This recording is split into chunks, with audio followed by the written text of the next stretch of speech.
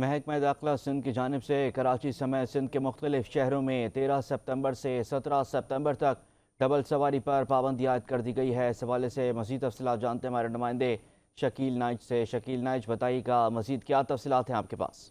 جی، محکمہ داخلہ نے ابھی ایک نوٹیفیکیشن جاری کیا ہے جس کے تحت جو 12 ربیع الاول ہے اس کا اور دوسرا جو چپ تازی ہیں ان کے لیے ان دنوں میں ڈبل سواری پر پابندی عائد کر دی ہے، جبکہ محکمہ داخلہ نے جو پورے صوبے میں ربیع الاول کے جلوس یا چپ تازیہ کے جو جلوس ہیں ان کا شیڈول بھی جاری کر دیا ہے،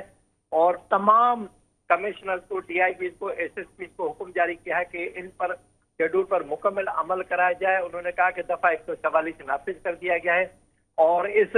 کے تحت ڈبل سواری پر پابندی ایس ایچ او کو اختیار دیا گیا ہے کہ جو بھی ڈبل سواری پر پابندی کی خلاف ورزی کرے اس کے خلاف دفعہ 188 کے تحت مقدمہ کیا جائے۔ صحافی، پولیس، رینجرز، ایف سی اہلکار یا اس کے علاوہ بزرگ شہری یا جو معذور ہیں یا خواتین ہیں یا جن بچوں کو عمر 12 سال سے کم ہے ان کو اس پابندی سے استثناء قرار دیا گیا ہے۔ جی بہت شکریہ شکیل نائچ، آپ تفصیلات سے آگاہ کر رہے تھے۔